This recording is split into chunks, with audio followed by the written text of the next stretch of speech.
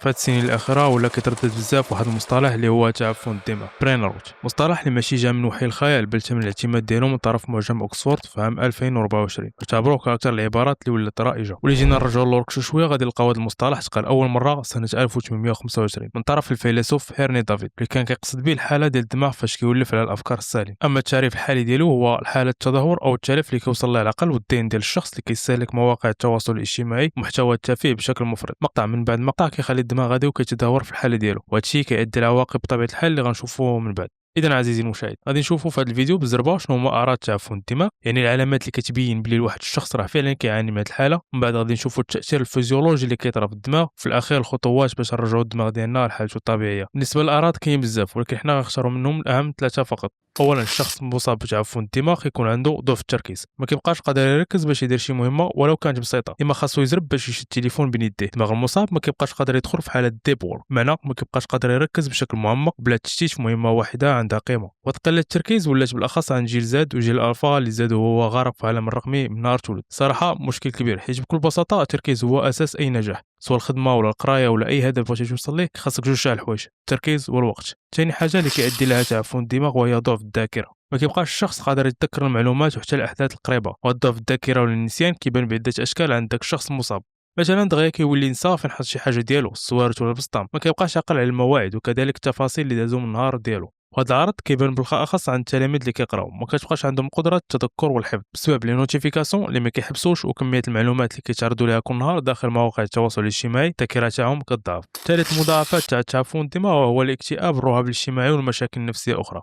فالاستعمال المفرط للهاتف ولي ريزو سوسيو كيستهلك ماده الدوبامين هرمون السعاده والتحفيز الموتيفاسيون. الله خلق فينا هذا النظام باش تبقى عندنا الرغبه السعي في الحياه والاستمراريه. فاش الواحد كيدير شي مجهود وكيوصل للنتيجه اللي بغا، هذا الهرمون كيتفرز بكميه صغيره، الشيء اللي كيخليه فرحان وباغي يزيد يعاود يخدم ويدير اللي في جهده. ولكن في حاله تعفن الدماغ فاش كنشدو التليفون الدماغ كيولي يفرز كاع الدوبامين اللي مخزن عنده، وبالتالي ما كتبقاش عنده واحد الكانه والجهد باش يتحرك، يطيح في الاكتئاب والعزله. اذا هادو هما الاعراض الرئيسيه. بالنسبه للاعراض الاخرين كاينين بزاف، مثلا كفقدان الابداع والسهو وقله الصبر، قائمه باقا طويله. فاللي كان فيك واحد من هاد الاعراض يعني راك مصاب بتعفن الدماغ. فقبل ما نشوفوا الحل اجيو نشوفوا الدماغ شنو كيصرالو وكيفاش كيولي. فتعفن الدماغ كيخلي تغيرات وظيفيه وبيولوجيه كطرا فيه. العلماء لاحظوا بلي الخلايا العصبيه كتاكل بسبب الاستهلاك المفرط للمحتوى السطحي والسريع.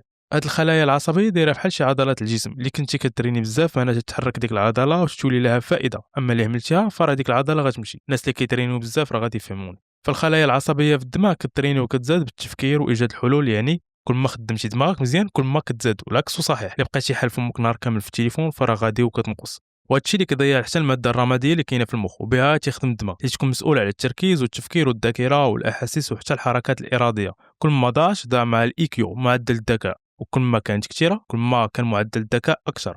كيف ماشي كل نهار كتهز التليفون وتقول مع راسك كتلف الوقت، في الاصل راك كتلف غير الخلايا العصبيه وانت دمرتي دماغك وتسببتي في نقص الماده الرماديه. كل هادشي يقدر يخلق، ولكن الله سبحانه وتعالى خلق الدماغ بواحد الطريقه عجيبه، يقدر يتعافى فقط محتاج للري بروغرامينغ، اعاده البرمجه باش يولي الحاله الطبيعيه ديالو. اذا باش تعافى من تعفن الدماغ محتاج تبع 3 الخطوات اللي غادي نقول لك. اول حاجه حاول كل نهار يوميا تعيش بلا تليفون لمده ساعه، بلا تيك توك ولا انستغرام، غير انت والواقع. المره الاولى تقدر تجيك صعيبه ولكن غير تيق بها.